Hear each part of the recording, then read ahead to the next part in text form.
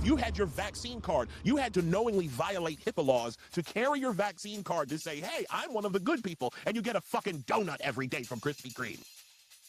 It's actually one of the reasons why I voted for Trump in 2024. Years of hating him after years of, being a Democrat, being a loyal, faithful little Democrat. When things started really ramping up in the Biden administration, and I started to connect the dots. I think I was going to share the story because I think you might appreciate this.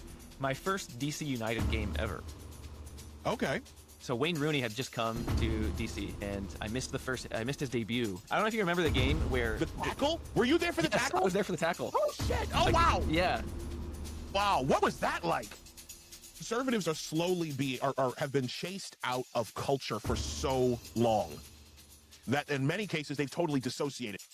Like, that would be enough of a win for most people on the right, if we could just go to work, not have to be reminded how much of a racist we are every day, and, maybe stop transing the kids. Maybe let's just start there. Novel concept, right? Yeah. DSA, the Democratic Socialists of America, have already sent like 4,000 people to New York City to train, basically, to fuck with ICE agents. Because understand, Trump is coming to New York. The more waste and fraud and abuse that is found amongst these states, Minnesota is just the beginning. When it comes to Zohran, it's too early to tell. But we'll see what happens once the weather gets warm. You're listening to the Great Reassessment Podcast. Are you tired of eating fiat food? Get your beef and pork today from Acme Acres in Spirit Lake, Idaho, where every cow is grass-fed, vaccine-free, and raised the way nature intended. My buddy Jason Hanley, he runs the place, and yeah, they even accept Bitcoin. Guys, I eat this meat, I feed it to my kids. It's amazing. You gotta try it. It's pure beef, no nonsense, shipped nationwide. Visit acmeacres.us today and taste what sound money should taste like. Today, I'm excited to have Isaiah Carter on the podcast. Isaiah, how's it going? I am good, sir. How are you? I'm doing well. I'm glad we were able to make it work with the 3 hours time difference. Finally. And I know this is like super early for you, so I do appreciate you being flexible on the time. And how are you holding up, dude? Like, how are you? We're doing well. Yeah. Yeah, it's a little early over here. 7:30. It's not. I'm kind of a morning guy. I like getting up at like 6:15, 6:30, and I like being like outside on a walk, and getting fresh air first thing in the morning. I have young kids, and so it's like that's sometimes like the only peaceful time you have is in the morning. I hear you. How old are your kids, if you don't mind me asking? Yeah, I got a 4-year-old, a 2-year-old, and a 1-year-old. Oh my God, they're all under the age of 5. Yeah, they're babies. Yeah, they're I don't have any kids of my own. I have 5 nephews and 2 nieces, and they all range between 16 and 5. Like the 2 babies, the 2 babies are 6 and 5, and they are like freaking frack. Those 2, I love them dearly. Yeah, but they are like this, dude. Nice. Those two are wonderful. That's a good. Kids are great. They're great. It's a sanctifying thing, because you got to have patience. Yeah, you do. But I want to get to know you more. And so who are you and what do you do? Man, you know what? You all you need is the beanie, and then you're Tim Pool. My name is Isaiah Carter. I am the host of Apostate Radio.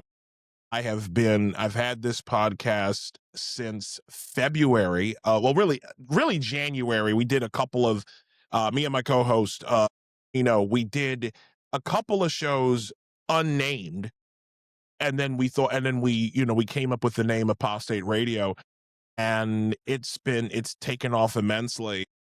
I am a humble blue-collar union worker. I work in public transit. I have been doing that for about going on 11 years by the grace of God. I'd never thought that I would find myself in independent media. I never thought I would find myself actually doing this kind of stuff with a microphone in my face, doing basically something that I'd always kind of wanted to do when I was a kid.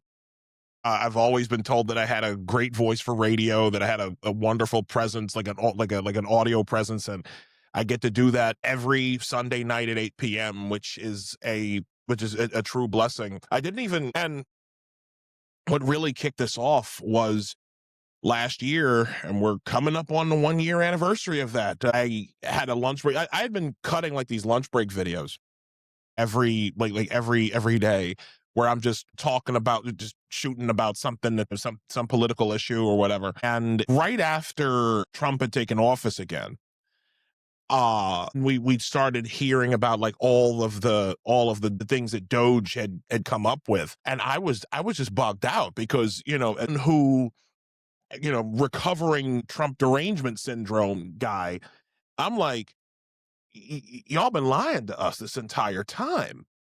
Like, y'all were really building, like, the Democrats really had people thinking that Trump was this big, bad, evil person. Meanwhile, they're shipping out millions upon billions of our tax dollars everywhere. And I was just like, what? And so I cut a video, 3 hours, there was a 3-minute, 14-second video. I don't know.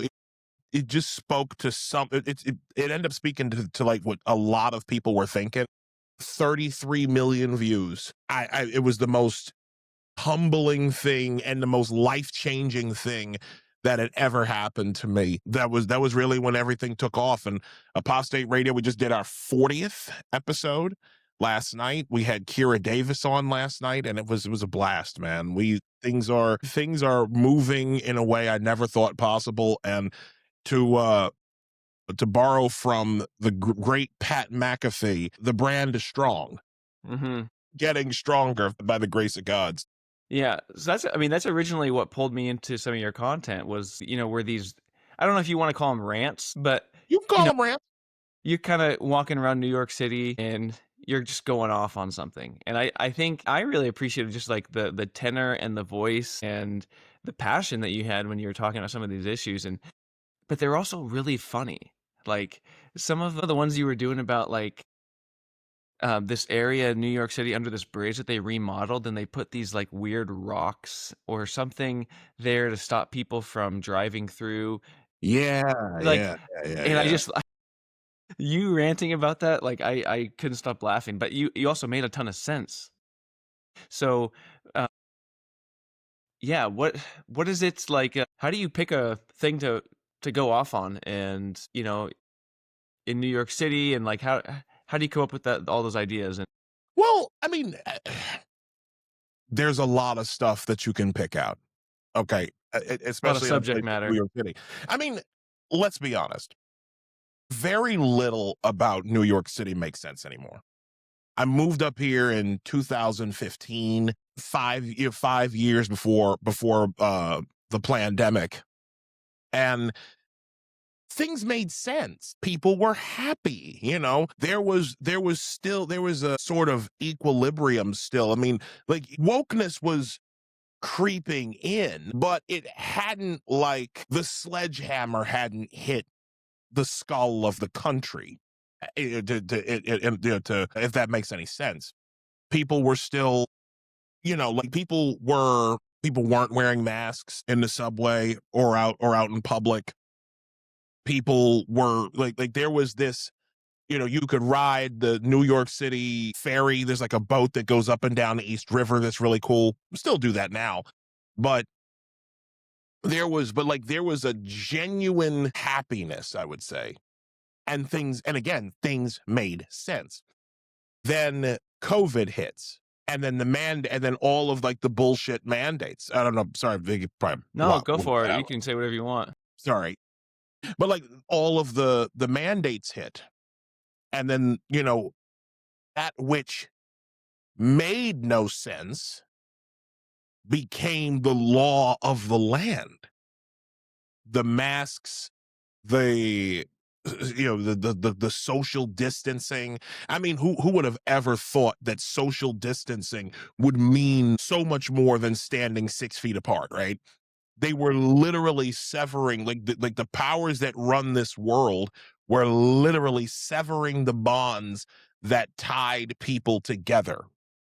And so then, and I remember, like, this was right in my TDS days. It was like, I was one of those people who really felt like something had been taken from us, right? Like I felt like what had happened, like what had happened had wrecked something within all of us, I would say collectively. That was a collective trauma that we experienced. And so coming on now we're on the other side of COVID, and now you have direct socialist socialism has socialism has overtaken New York City. Yeah. It was like Bill de Blasio was already kind of slow walking that, but after COVID, went straight into overdrive with the bike lanes, like the streets, like the way the streets are laid out in New York City, they don't make sense anymore. Like you have bike lanes. You even have in certain parts of town, you have double wide bike lanes in Manhattan. And the only people who use these bike lanes are delivery guys on bikes. All the illegals who are doing Uber and DoorDash, like they're the ones who are using these things. So if Kaylee wants her pad thai delivered to her $8,000 a month apartment in Brooklyn, the deliveristas, what we call them here, the deliveristas are happily going. They have no problem getting there. There's a part of 3rd Avenue, just to give you another example. There's a part of 3rd Avenue in Manhattan that has basically become a bike superhighway, where they've engineered the lights to catch every single light on 3rd Avenue. There's a stretch of it where to catch all the greens, you have to go 15 miles an hour. Like you have to drive at 15 miles an hour. The bike lanes, though, in the bike lanes, these guys on these e-scooters, they just blast up the street. Because again, Kaylee needs her pad thai while she's discussing DEI issues from her $8,000 a month apartment. Yeah. And again, like that's just some of the stuff. They're trying to limit the real reason why none of this makes sense is they are limiting people's individual movement. There's a war on individual movement. It's happening where you are. It's happening in, there's a war on individual movement. And honestly, the only thing you can do, because these people are committed, this is a socialist revolution, this is a communist revolution, all you can do is laugh at it. All you can do is mock it. Yeah, I think there might be that's easy. I think there might be a connection between, like, because at the end of the day, you can just walk through the domain of physical space around you, right? Like you don't need to be connected to the internet. And theoretically, you could just leave your phone at home, right? And you're not trackable, right? In the same way as like if you're wearing a computer on your person. But if you look at banking, right? Like the reason they want to get rid of cash is because you can't really track where people are spending as easily when they're using cash. I kind of am seeing that as like the same thing with like wanting to restrict people's movements, and because they know that like you can move freely. You can't really stop somebody. You can't really stop somebody from spending cash. But if we can restrict people, if we can limit how much you can take out of the bank account, if we can say you can only go on these streets and it's going to be 15 miles per hour and it's better to do it on a bike rather than like, I think it's kind of all in the same vein of just, controlling people. And it's interesting that the bike lobby always seems to get their way. But based on what you're saying, maybe that's just a vehicle through which like they're passing these policies and remodeling towns. Man, bikers are some of like the meanest people alive. Like, have you ever seen those videos where people are like crashing into somebody who's like a biker and it's like some 55-year-old like white guy who just is going off. He's got the whole freaking tight suit on and like everything is like the biggest inconvenience to him. So they're very selfish people. They're the one thing about these bike people, the bikeless cyclists, the bike lobby, whatever you want to call them, casuals. I actually stopped. I was going to buy a bicycle to ride and to like get around town. Cause like, the idea, I mean, when you think about it, like, I'm gonna say this. New York City, objectively, is a very beautiful, scenic place to do stuff like bike riding. It just is. Okay. There are already bike lanes where they make sense. Okay. But what's happening right now is they have been putting these bike lanes and putting things like lanes in places where they don't make sense unless the goal is to shrink the usable road, the amount of usable road for cars. These cyclists do not use these bike lanes. They don't. You cannot. No one is able to tell me why a cyclist. But there are cyclists and there are also casuals. Okay, so I'm gonna get into that distinction in a second. But the only reason why you would need a bike lanes on every street block in Manhattan and all the avenue blocks and all the avenues, okay, and then not counting bike lanes, but then again, they don't make sense there. You already have bike lanes on the West Side Highway, but now you're talking about building another set of bike lanes directly in the usable road space for cars. On top of then you're lowering the speed limit. The speed limit across New York City is already 25 mile an hour. Then you want to limit it to 20? In some places, the speed limit is 15 miles an hour. So you're barely even moving in the cars. Again, limiting the movement.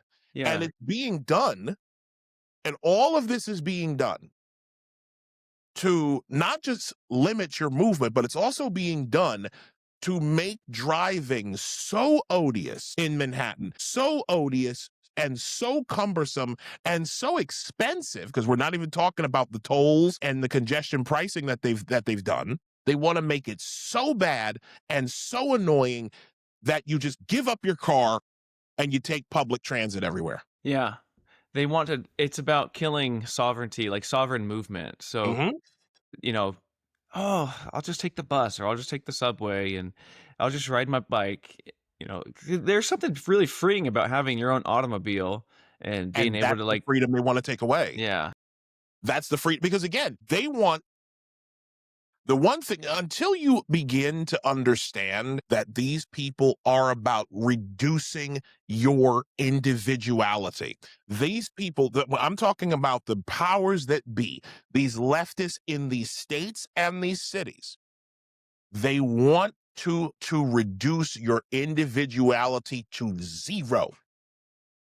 These are people who firmly believe that the collective good is more important than your individual movement, than your individual needs. They want all of that gone because they want you, the individual, to melt away so that all you're concerned about is everyone else in the collective. Mm-hmm. It's anti-human. Yeah, it kind of reminds me of 1984 book, because it's a place where you don't want to stick out, and sticking out has its consequences. So it's better to just kind of blend in. Mm-hmm.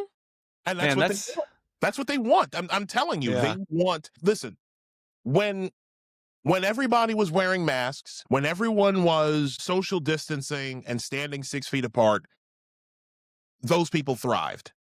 Mm-hmm. These socialists, these communists, they thrived because the mask is compliance. It symbolizes compliance. We are talking about anti-social people who felt that they were doing some kind of social good. I'm standing up for everyone by wearing my mask. I am working towards like helping the immunocompromised. I am a good person because I hide my face from it is the ultimate. It's like virtue, compliance as virtue. Yeah. So about masks. So my first daughter, she was born in 2021, And so, and I was living in the DMV area, so like right outside of DC at the time. Wow. Okay. Yeah. So we'll get into that in a little bit, like what I was over there for. These nurses forced my wife to wear a mask during her delivery, like while she's delivering a baby.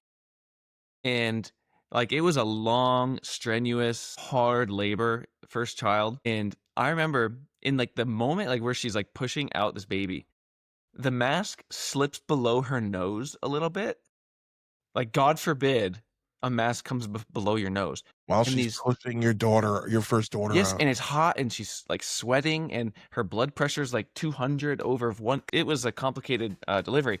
And the nurse has the gall just to come over and be like, let me just fix that mask for you. And she like pushed the mask back over her nose. It was, I wanted to punch somebody in the face, but like I knew like they wanted to kick me out, right? They really didn't want to have women like have somebody with them, but they made like an allowance for one person to be there with you. And so it was already like you're on a short leash. And I just knew that like I had to just, dude, it pissed me off so bad. But it's like the mask insanity was crazy. I'm so sorry. I'm so sorry that happened to you. I'm sorry it happened to my wife.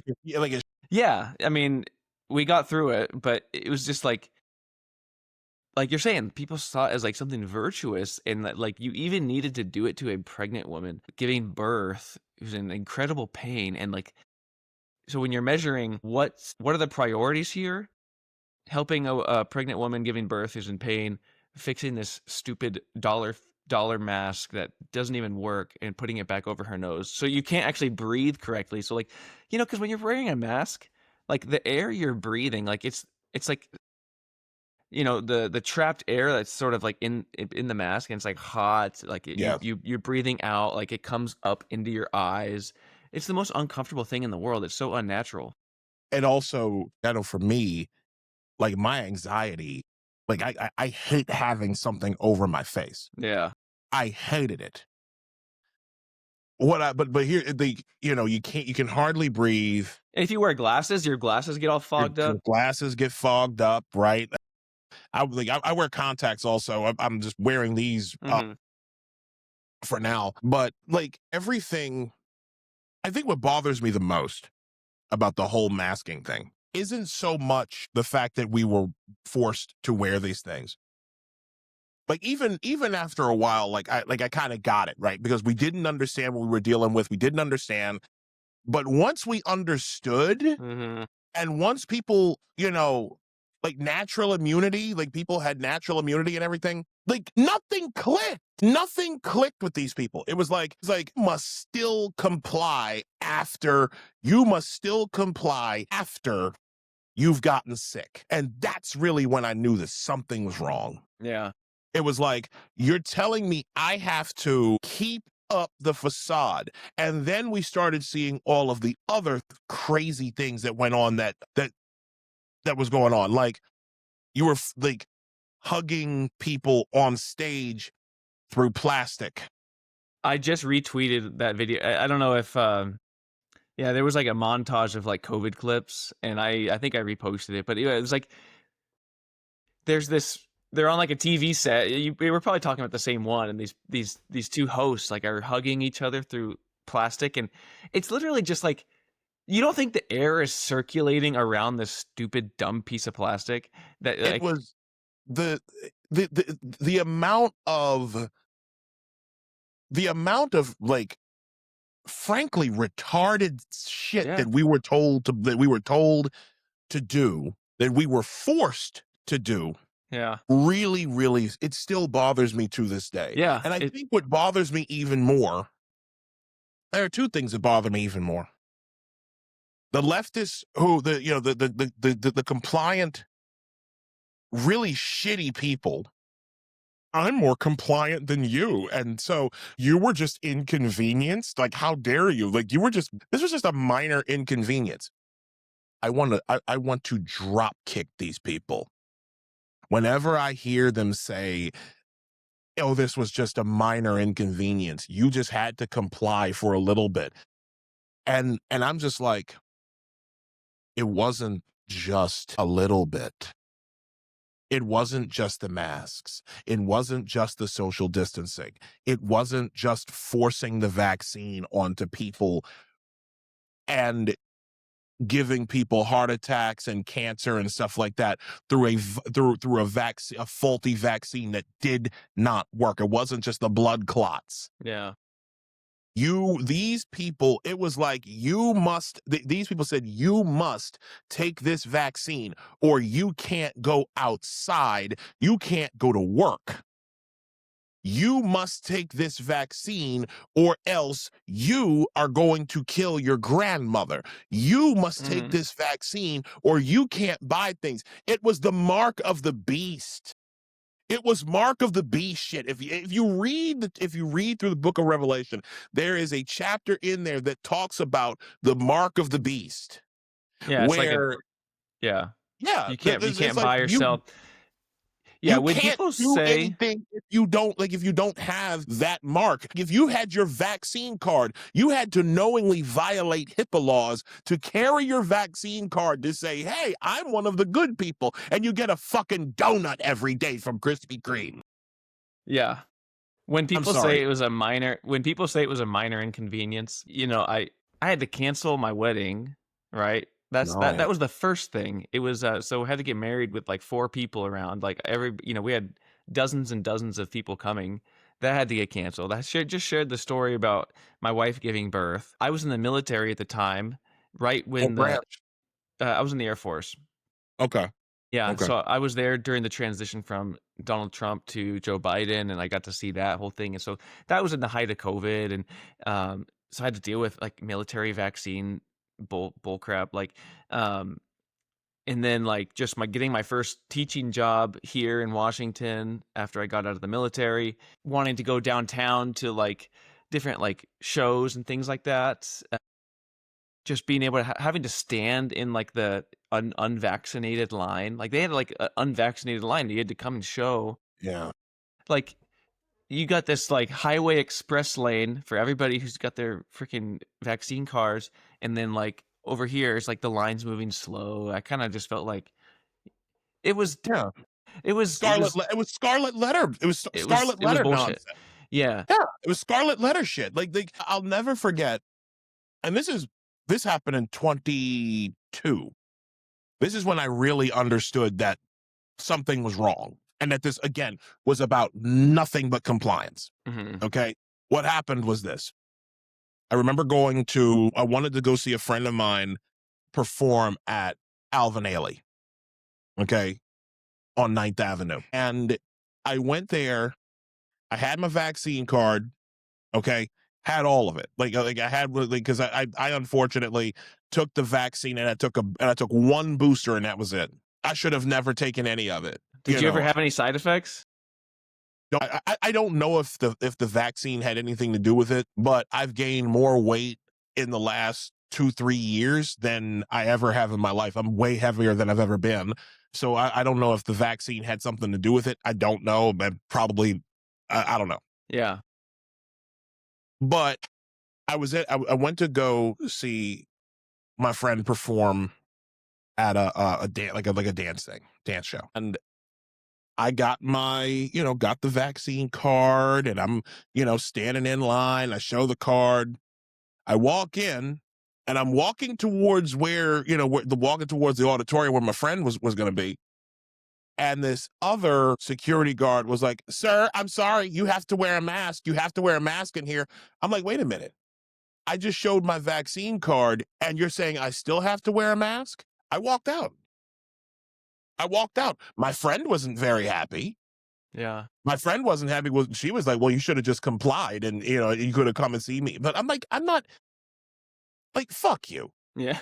I'm sorry. Like, I'm not going, like, the days of, I really hate this notion that I have to comply with something, with things that don't make sense so that everyone else can have a sense of normalcy. Dude, so that bothers me. You know Tyson's Corner Mall? I do indeed. This was, man, what was it? I was stationed at Joint Base Andrews, which is in the, right outside of DC. And if Was you're everywhere, there yeah. hanging out in Maryland, DC, Virginia, you can go in between all three of those areas really fast. And I think it was like the first week of December, and like we were allowed to, no, yeah, it would have been like December. So shopping was like coming back, but you still had to wear a mask. And I just remember I refused. I was the only one in the whole Tyson's Corner Mall not wearing a mask. Thousands of people, Screaming at you. and I was getting looks, I was getting comments. But just think of like, we're all packed in here like sardines, anyways. We're all freaking shoulder to shoulder. And the idea that this piece of cloth is just going to keep everybody safe is just, one thing I was reminded of is, we were talking, like, one other thing that still bothers me, because some people say, oh, you shouldn't let it bother you. Like, no, I have relatives and friends who are elderly, who their spouse died during this time, and they weren't allowed to hold their hand. They weren't allowed to say goodbye. And then on top of that, to add insult to injury, they put COVID on the death certificate when it wasn't actually COVID. Yeah. And I have firsthand people in my life who that happened to. I'm sure that happened to my wife's uncle. I'm sure that happened to him. I mean, I think COVID probably did finish him off because he had like a lot of stuff that was going on with him. Yeah. Parkinson's was taking him. I think he had some type of cancer. And he was just so weakened by the time, and then at the end he caught COVID, and that's what finished him off. But the thing was, it was like the way in which these hospitals were operating, and a lot of people will deny this, by the way. These hospitals were getting money from the federal government depending on how many deaths they could mark as COVID deaths. Yeah. So if you had COVID, but you had all the other stuff, but you had like I said, in the case of my wife's uncle, you had all this other stuff wrong with you, but if you had COVID and you died, if you had COVID and you passed away, you died of COVID. Yeah. I mean, they even said I can't remember her name. She was one of the CDC directors before, but like different states. Lena Wen, the Asian lady. Yeah. Walensky. What was Yeah. I know. Yeah. Well, they said if you die and you had a positive COVID test, we are counting it as a COVID death. And in Massachusetts, actually, this was the only state I really looked into. But after, COVID was kind of over, they were going back to look at the death tolls. And I still think the death tolls are way too high. I don't think that many people died from COVID. But what they did was because they were counting everybody who died within 60 days of a COVID test as a COVID death. Yep. Well, then they reduced that from 60 to 30, and it virtually cut the number in half. So you got rid of like 4,000, 5,000 some odd deaths. And if you multiply that towards, if every state in the country did that, you would remove the death toll would come down a considerable amount. And then, you can just look back and be like, man, how much more did they lie about? I mean, that's been like, it's so funny you mentioned that question. What else did they lie about? It's actually one of the reasons why I voted for Trump in 2024. Years of hating him, after years of being a Democrat, being a loyal, faithful little Democrat. I was that guy for many years. Even though I was raised in a conservative family. I'll get into that later. But like when things started really ramping up in the Biden administration, and I started to connect the dots, especially after the Afghanistan withdrawal, it was absolutely hideous. Abbey Gate was just disgusting to me. Like the malice on it. When I started to really dig into things, and take things into account. I had basically discovered it for myself, that is, I discovered that the Democrats had made a truth teller out of Donald Trump. All of the things that they accused Trump of doing, they were doing. Trump is a threat to our democracy. Really? The COVID, the vaccine for COVID, the cure was worse than COVID, the disease itself. And not just the vaccine. We're talking about the mandates and everything. Like the way in which the Democrats forced this hypochondriacal, the Democrats forced and more than a few Republicans forced hypochondria onto the country. Yeah. And Trump called it all. Trump said they would do that. And like I said, like they made like I asked the very opposite question when it came to what Democrats were doing and what Trump would do. I asked myself, so what else was Trump telling the truth about? Mm-hmm. And that's how I ended up being where I'm at now. It's like, y'all have been lying to us this entire time, Democrats. Mm-hmm. You've been taking our liberties and our freedoms away because you don't see freedom as being given to us by God. You see freedom as permissions that can be tweaked or taken away by government. That's the most critical piece of what's happening right now is Americans have we have an understanding, an almost innate understanding that our rights come from a higher power. That is that is in the ancestral understanding of our being. Democrats have, and again, the uniparty establishment, because again, there are a lot of Republicans who also feel this way. But the Democrats are the more aggressive, are the aggressors in this. There are people who think that our rights, that first off, they don't believe that there is a God except the state. And as such, all rights, all privileges, everything comes from the state. And whatever the state demands that we do, whatever they want a certain group to do at the moment, that's what's going to happen. Yeah. Yeah, it was a shared experience. You know, you talked about that. And I think looking back, going through that shared experience, and some people will laugh at this, but I think it was sort of akin to like, you know, it united people in a lot of ways, similar to like the Great Depression did. You know, like the Great Depression in World War II for that matter. And obviously like that was way more people died in World War II. I'm not trying to say like minimize that, but when people go through a shared experience together, people can become united in ways that they weren't before. And so I think when it comes to like just asserting our rights and this, fighting for America, like we've kind of separated the wheat from the chaff a little bit. And we saw people's true colors. And so I'm optimistic from this point on, just because like I have confidence that people will not go for that again. At least I hope not. I want to transition if I can, because I could vent about COVID till the cows come home. I really could. Yeah, I hear you. But I also know that you are also really passionate about some other things, soccer being one of them. Yes.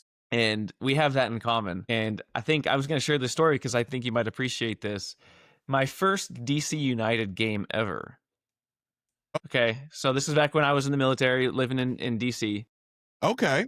So Wayne Rooney had just come to DC, and I missed his debut, but this was like the second game. And I don't know if you remember the game where the tackle. Were you there for the tackle? I was there for the tackle. Oh shit! Oh wow! Yeah. Wow, what was that like? So I've been watching soccer like my whole life. My dad is from Argentina, and I grew up with a lot with those same passions for the game. But yeah, the tackle, it was because this was like, and for people that don't know context, this was DC United versus Orlando. Yep. And it was towards the end of the season, or DC United had a shitty start to the season. Like they were so, and then Wayne Rooney came and things started to turn around, And they had to win this 2018. game to keep their playoff hopes alive. Like, they had to win. And I think we're like somewhere in the 93rd or the 94th minute, and they get a corner kick and they send their goalie up. So it's like open net for DC, and they send it into the box. It bounces out, and you got a guy from Orlando who is on a breakaway. Nothing is going to stop him. The playoffs, the hopes are shot. But then all of a sudden, you see one guy sprinting his heart out. Like, he is sprinting. And just the angle he had on him, you're like, okay, he could have a decent chance at making this tackle.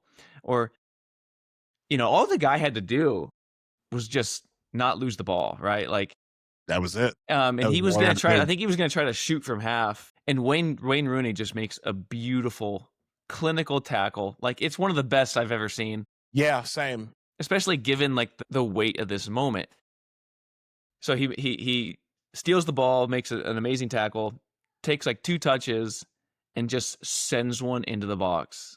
And then Lucho Acosta. he shortest guy on the field. Yep. Jumps He's only up 5'3", like 5'2". And Crazy. He has an amazing header. That night. It was one of those moments like where when he made the tackle, like having watched so many games and having like just a feel like you knew what was going to happen. Like, I just knew they were going to score. I was like, he's going to make this tackle and they're going to win the game. And then like I was, Audi Field's not huge, but I was like right at the half line, like maybe 30, 40 rows up. I remember it was raining that day and I was there just enough to where I was covered by the rain. Okay. So you were sitting in the regular. Okay, so you were like in the one. So you were like in like 125, 126 or something. Okay. Yeah. Oh my god. And then they had to check it on VAR, and so you had like 5 minutes of suspense because they were checking the goal on VAR. And I remember Alexi Lawless. I was watching the highlights after. Dude, he was cackling the whole time. He was laughing, like I don't. It was basically like I don't believe this just happened. Yeah. And he was like, "Come on, just give it to him. Come on, for the sake of the game, just give it to him." Yeah. Like. But being there was amazing. Like that was probably one of the best soccer moments I've had in person. Wow. I wasn't there for that, but I remember watching that tackle and my jaw just hit the floor. Yeah. And I had already been a fan of DC United since 2013, and my I came in because of the late Big Rob Gillespie, one good friend of mine who passed away back in 2021. He was one of the original founders of one of DC's oldest supporter group, La Barra Brava. Okay. And I always get choked up a little bit when talking about him because he didn't have to die that way. Like, he had a really nasty form of leukemia. He eventually couldn't work. He was basically begging for money every day to live from about 2017 up until the day he died. And so he brought me into DC United, and I'll never forget, I was at Lot 8 back when they were playing at RFK, and 2013 was like one of DC's worst years.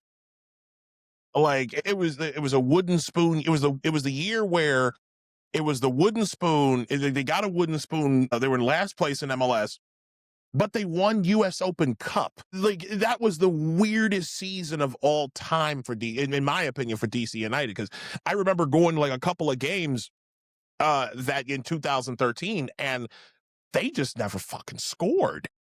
But it was a blast because they were bouncing up and down on the old bleachers in the supporter section. It was like RFK was a fun place to watch a game, man. And I remember like the passion of the fans and just really seeing what DC United were all about back then. And I had always had a place in my heart for them. But that game the tackle supercharged my fandom. And it didn't just make me a fan of DC United, like a more serious fan of DC United again. It made me a fan of soccer. Like I started playing again. Like soccer as a sport became how I healed from a very bad relationship. You know, I had an ex-girlfriend who had left me to move back to California. She was trying to manipulate me emotionally to come back out there. And instead of, dealing with the foolishness, I was like, you know what, I'm gonna choose peace, and I played soccer. At age 38, I was playing overweight, well over 300 pounds, and I'm playing ball, and it felt good. I can't wait to get back out there again. But getting back to DC, I wear my fandom on my wrist every day. This does not, even when I'm wearing, because I go to New York City FC matches, because New York City FC is my wife's home club. Like she's from New York City originally, and I respect New York City FC. Like the fact that the fact that they operate on the correct side of the Hudson River instead of calling themselves New York, but playing out in New Jersey. Like, nah, like F all that. You've got the Jets and the Giants doing that, but DC United have become such a massive part of my life over the last 6 years. Okay, my wife and I, we're actually going to the home opener next month on February 1st, and it'll be our first home opener as husband and wife. Cool. I've met so many of past and present players. I've become friends with several of them. It's really humbling. I speak to guys, I speak to certain guys, every day. This is it's more than fandom to me. I've made genuine connections with great people in that, within the organization. And I consider my relationship with the club as a real honor and a privilege. To the point where, get to kind of go political for a second, when I see people in the stands right now over the last several years who are not fans of the club, they're fans of their own politics. We're talking about leftists. Problem with sport in America is that there has been there's a hyper fixation on making corporate entities conform to their politics. And it's made a lot, and it's ended up hurting DC United in the long run. Yeah. Both with the home atmosphere at Audi Field, to some of their roster decisions. There was a Greek player by the name of Taxiarchis Fountas, who, great player, one of the fastest forwards I've ever seen in my life. Guy was scoring goals if it wasn't for, he was well on his way to getting golden boot. And something happened. He was accused not once but twice of using racial slurs at players. They were never proven. But because we're dealing with soft-hearted people who are like, well, black folk would never lie about anything. They would never lie about racism. And he in 2023, he got, they mutually terminated his contract and essentially called him a racist for that front office. And Wayne Rooney was a coach at that time. He had come back to the club as our coach, and he was pissed off about it. Pete Shuttleworth, who was the assistant coach at the time, he was upset about it. It was like they literally, the crowd, these woke crowds they come to games, chose the worst player on the team, the worst player in the group, who lied about Taxi calling him the N-word. Taxi's English isn't the best, but you're telling me the only English he spoke was to call that man the N-word? What? Really? Yeah. No, there's no and that really stuck with me. But I think what's been going on as the left as these leftists have become nastier and more anti-Semitic. Jason Levian's Jewish, by the way, the owner of DC United is Jewish, and Steve Kaplan. As these crowds have become increasingly more anti-Semitic, I think that people had started to wake up about catering to these people who never, please understand, these people are not fans of the game. They're not fans of DC United. They're fans of any platform they can seize to allow them to perform their politics. Last year's home opener, when last year's home opener, when I was there, I'll never forget this. Saw this guy, white liberal. Okay, I remember him because I was a season ticket member, and we used to be in the same section. This guy was wearing the Progress Pride flag as a fucking cape with this teeny sign that he made out of cardboard that said "Abolish Doge" or something like that. So you're against accountability in government because you don't like the guy in charge of government right now. But also, like, it pisses me off when people are making all these political statements. It's usually the left at soccer games. Just let me watch the game without seeing a gay pride flag, please. Or in all these political statements, like, just, and most of the games I go to are in Seattle, so you can imagine what that's like. Oh God, not Timbers Army. Sounders, oh yeah, my God. So I'm not even a fan of them anymore, but like we do get some national team games out there, and I'll go occasionally, and there's always just a lot of political messaging, which is just unfortunate because soccer is the world's, it's the beautiful game. It is. And I love it. I love soccer. Why can't we just enjoy the game for 90 minutes?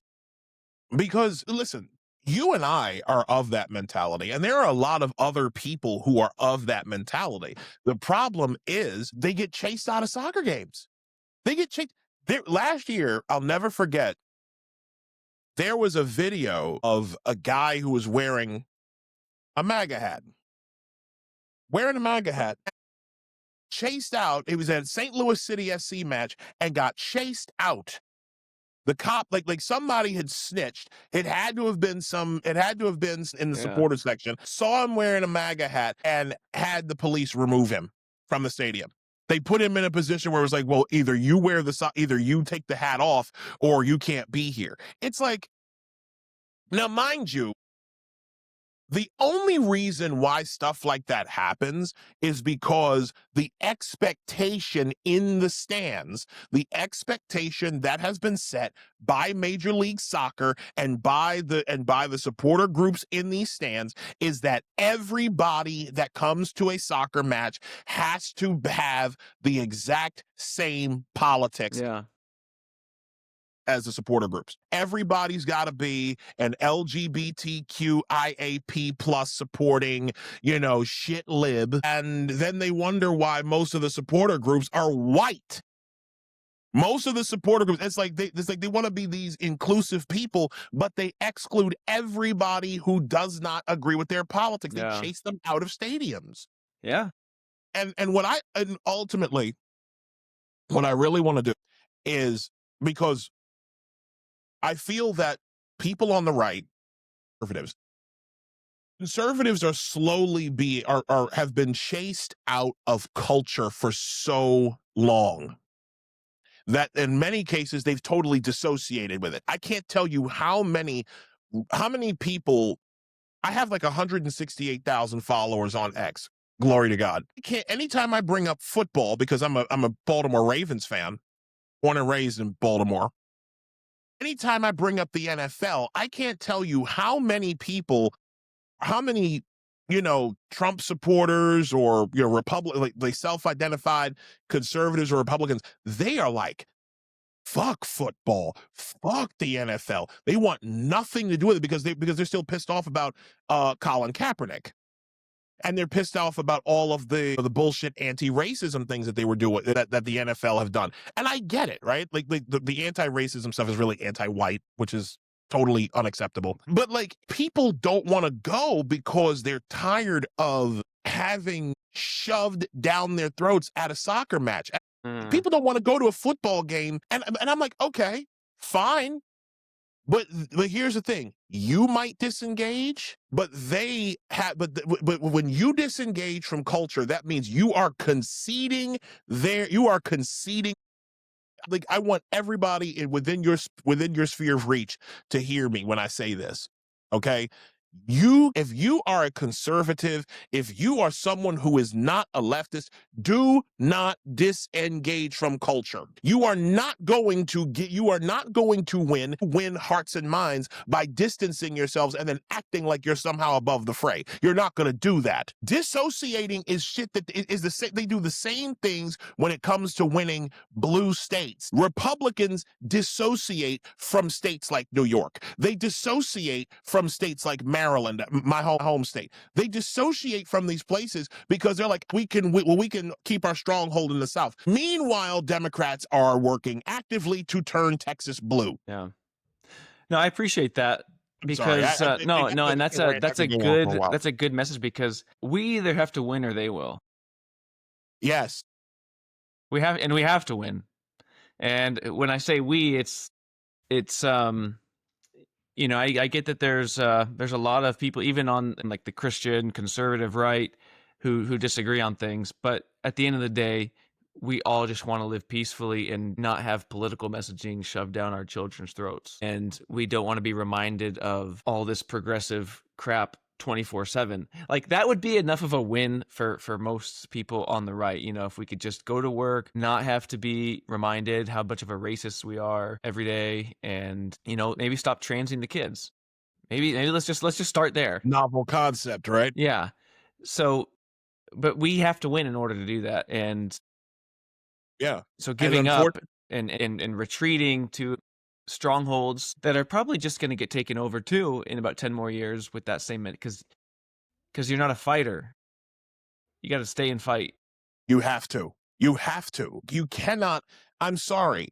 If I had just simply disengaged from DC United, okay, after the Taxi Phone Toss situation, I could have very easily done that. But I didn't want to be I didn't want to be that guy, right? Like, I didn't want to be somebody who just disengaged entirely from culture. Yeah. That's not good. Like, I love soccer. I love playing the game. I cannot disengage from playing. The only reason why I did disengage was because last year I had so much, stuff going on in my personal life. I got married, and like, I usually volunteer every year for an event. It's called Governor's Cup. It's on Governor's Island in New York City. I did not do it last year because, had marriage and had the wedding and all sorts of stuff. So I literally couldn't do it.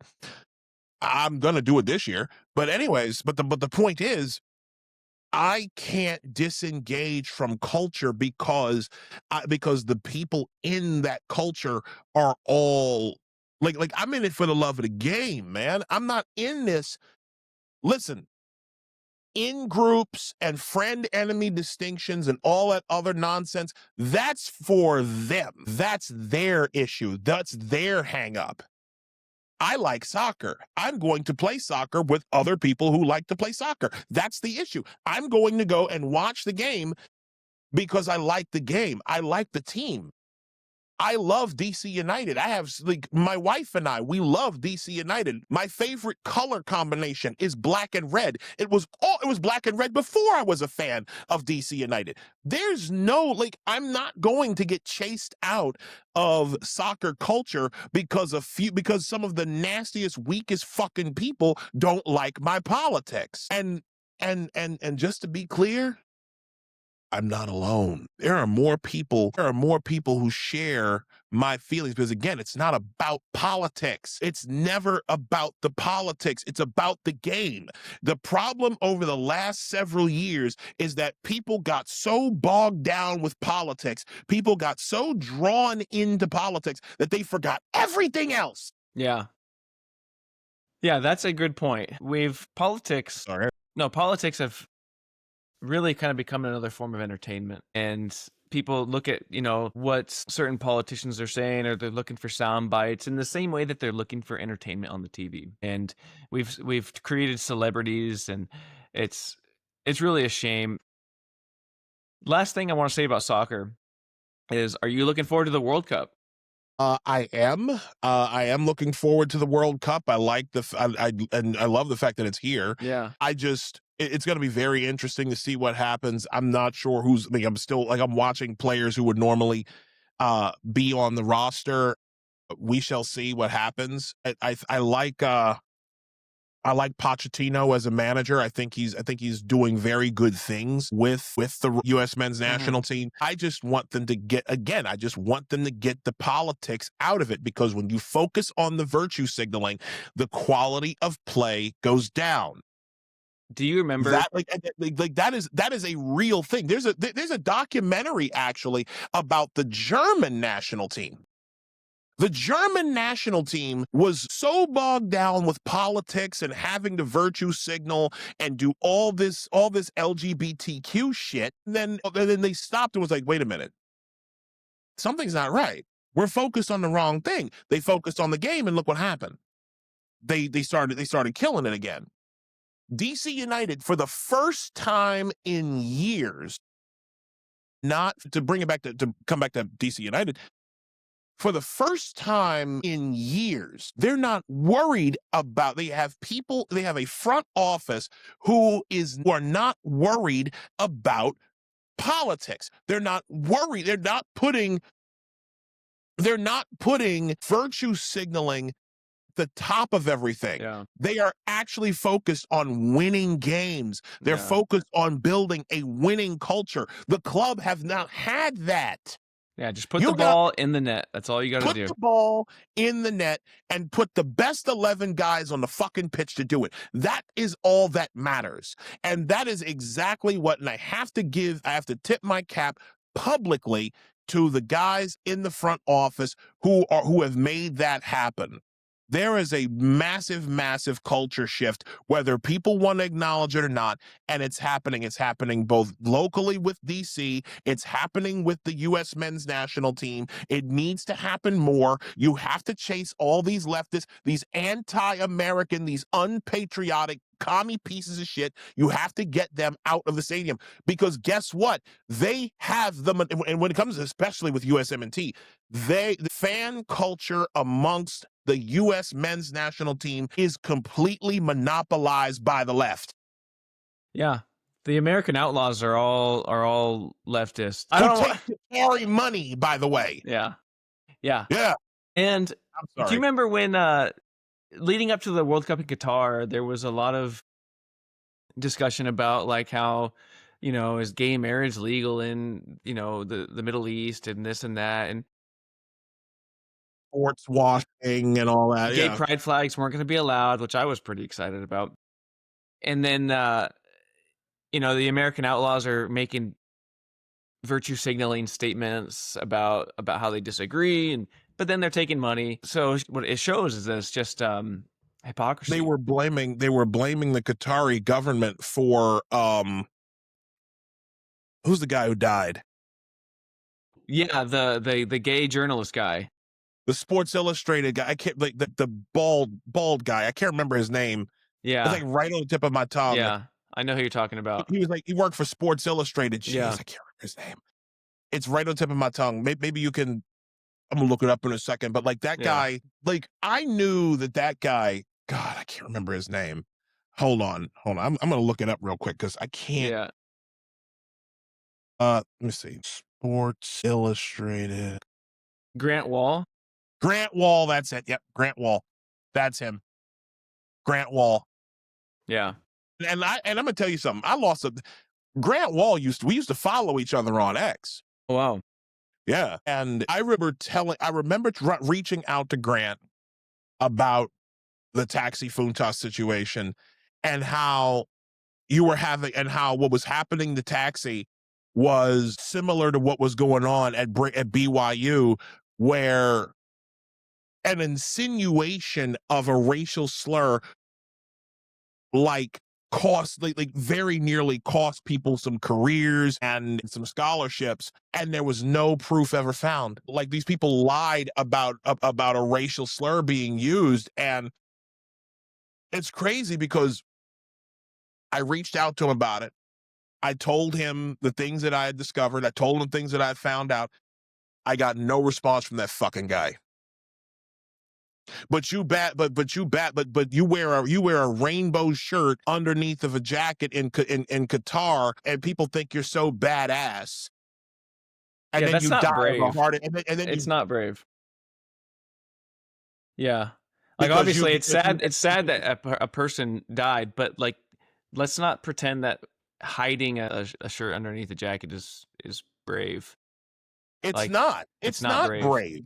There's nothing brave about that at all. It's like you were so concerned about virtue signaling. Grant Wall's death, because the other thing I know about Grant Wall is that Grant Wall was vaccinated several times over. So if you're one of these people, if you're one of these leftists who are obsessed with doing things to signal your virtue, to always show yourself to be these great and like, you always showing your in groups that you're the best person ever, and then you pass away, literally go out doing your job. Like, there's a lesson in that. Yeah.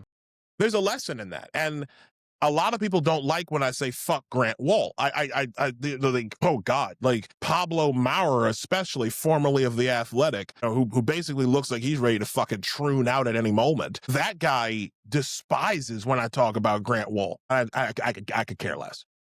Grant Wall was an asshole, and Grant Wall was a characterless person. And granted, it's sad that he passed away. It really is. But instead of, and I'm not saying I'm glad he's gone. I'm not celebrating his death at all. What I'm saying is his death is a lesson. His death is a lesson, and he was a characterless person. He was a principle deficient. And if you're more concerned about looking good instead of actually doing any real good, then I'm just kind of like, okay, I got no use for you. Yeah. Character matters. It does. Character matters. And we need to get back to that. Being men of standard, men who hold boundaries, men who are not afraid of telling the truth. Mm-hmm. Like, don't be like we need less Grant Walls and more, if we're going to use a soccer reference, like, enough of the Grant Walls. Give me an Alexi Lawless. Give me a guy who stands on business for the truth and is not afraid to be conservative while loving the beautiful game. Give me, I'll shout out another guy I know, MLS Moves, a soccer podcaster, great guy. Yeah. Okay, I don't know if you've watched any of his stuff. I follow him on X. MLS Moves is a fantastic guy. Stands on business for the truth. He is a good man, a new father, in fact. Good dude. I want more of them in American soccer culture. I'm tired of the guys who will talk shit about the United States, will talk shit about, will say things about like fucking sports washing. They'll get mad at DC, at Jason Levian taking the club to Saudi Arabia to train in elite facilities and shit on the whole thing because, oh, he's sports washing. You can't even explain it properly. Mm-hmm. And then you run to like the local podcast, the local DC United podcast, and act like you did something. Yeah, you stuck it to the Jewish owner of DC United. Real good work for sports washing, assholes. I'm sorry. Yeah. I actually do have a hard out. Yeah. We could talk all day, but yeah, we do. Let's wrap up. Was gonna just finish with one quick story, and then I was gonna ask you one question. So, please, come on. Because you mentioned Alexi Lawless. I met him. I doubt he remembers this encounter, but it was in Mexico. We were at the 2017 USA-Mexico World Cup qualifier. Nice. And that was where Michael Bradley chipped Ochoa from half. It was a sick goal, and we went up 1-0 in Mexico. But there was about 1,000 Americans, and we had a police escort to the game at the Azteca Stadium. Wow. And so I met Alexi Lawless at the party the night before. He showed up, and that was pretty cool. Like, just he has the common touch too, you know, which is really cool that he has that. But I have this I had him on my USA show. flag. You did? Yeah, I had him Oh, on. dang, Like, I'll have to go when back and watch Apostate- that one. Okay. Yeah, I think it was. I want to say it was like our 6th episode. Nice. And we had him, yeah, because we had like a discussion of American soccer culture on the show. That was a great show. I'll have to go back Alexi- and watch that one because yeah, he's a great guy, and you know send he you the was link. kind. But I have this giant American flag. Like, it's probably like 18 feet wide. Wow. And I brought it down to Mexico to take it to the game. And we got word from people like that were ahead of us that we weren't allowed to bring flags into the stadium. Like, so the Mexican security was not letting Americans wear hats. They could not wear belts, and they could not bring flags. Right. Of So course. like they were, I think they were mistreating us down there, you know? So I was like, crap, I got to get this flag in. So I folded it up and I put it under my shirt. I was like, well, I look like a pregnant person, right? So I bought a poncho from these old ladies that were selling ponchos. And I was like, I wonder why they're selling ponchos. So I buy a poncho, and then I realized why they were selling ponchos, because we have to go through a line of security, and all of a sudden there's beer bottles and freaking My food God. flying over a barricade of police officers, and like, because we still have a police escort at this point. Holy shit. And long story short, I ended up getting this flag like through 3 levels of security, and it was legendary because we took it out during the national anthem, and the security guards, because we were all separated by barbed wired fence from the other fans, and they were throwing beer at us the whole time. It was fun. It was like war. So I just wanted to share that quick story, but it was really fun to go down to that game. But last question, New York City. It's been 19 days since Mayor Zohran Mamdani has been in office. How do you think New York's reacted to him taking the mayorship? Too soon to tell. Yeah. I mean, like, people are already on edge about him. I think he's going to be, I mean, there's only going to be but so much he's going to be able to do. Yeah. He overpromised. He promised things that that he doesn't have any jurisdiction over. Like the whole fast and free buses thing. Like the subways and buses in New York City are actually controlled by the state of New York. So, you know, I don't know if he thought that, you know, he could bully Kathy Hochul incessantly into giving him what he wants, which might just happen if she wins re-election later this year.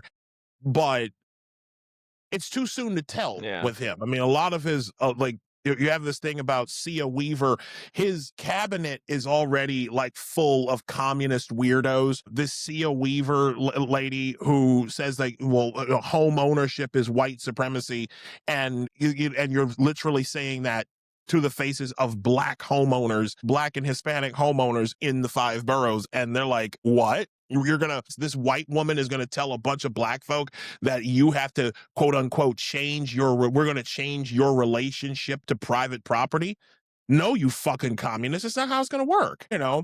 So you have that, and then there's already word, or there was a report that came out that Zohran is not interested in working with black people at all. I'm like, gee, who could have seen that coming? Everyone knew Zohran was a racist, but because the issue is never the issue is always the revolution, and they automatically assume that blacks are just going to do whatever they say anyways. Why work with them? And if they don't like it, guess what? They've got all these illegal immigrants, right? All these illegals that they've already warehoused in black neighborhoods throughout New York City. So what the fuck do they have to listen to black folk for? Guess what? They've got more voters. They've got more illegals voting in these elections that, you know, even the last administration was trying to get municipal voting rights for illegals after 60 days of residency. They were already trying it. So they don't have to. So again, Zohran never had to listen to black people. Black folk are just a means to an end for Democrats at this point. And they got to their end, and now they don't need us no more. You know, and that's the thing. But ultimately, I think people really need to be careful, because there was a report that came out yesterday that the DSA, the Democratic Socialists of America, have already sent like 4,000 people to New York City to train, basically to fuck with ICE agents. Because understand, Trump is coming to New York. The more waste and fraud and abuse that is found amongst these states, Minnesota is just the beginning. $18 billion worth of fraud, and they're rioting in the state of Minnesota. It is 11 degrees in Minnesota, and these commies are out in force in the cold, fucking with ICE agents. Understand, like, that is real stuff. We're talking about, we are at the level right now when it comes to Democrats. I'm gonna leave you with this. Mm-hmm. We are at a point where Democrats are fighting for illegal immigrants with even more of a zeal than they did in the 19th century when they were fighting to keep slaves on the fucking plantation. That's where we're at right now with the Democrats. They brought in these illegals. They brought in 20 million illegals from all over the quote-unquote global South, and they are, without a doubt, they are the ticket to the Democrats having permanent hegemony in the United States, on top of all the other stuff that they're doing.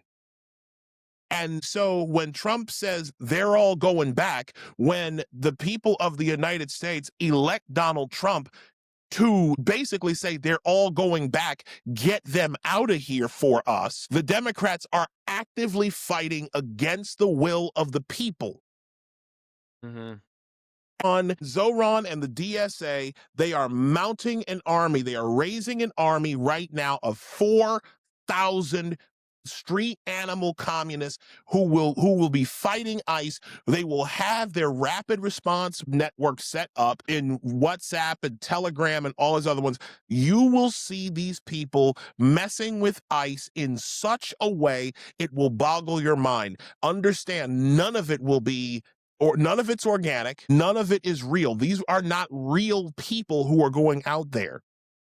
These are going to be well funded by George Soros and Neville Roy Singham and all these other guys who are funding communist revolutions, who have been funding color revolutions across the globe. That's what we're up against. So, to answer your question, when it comes to Zohran, it's too early to tell. But we'll see what happens once the weather gets warm. Yeah. It'll be interesting because we got the World Cup this summer, and the finals, and so many different games are in New York, and World Cups and political fiascos are like hand in glove. Seem to go hand in hand, right? So Isaiah Carter, thank you for your time. I'll put links to your X account and Apostate Radio, so make sure you go follow Isaiah and check out Apostate Radio.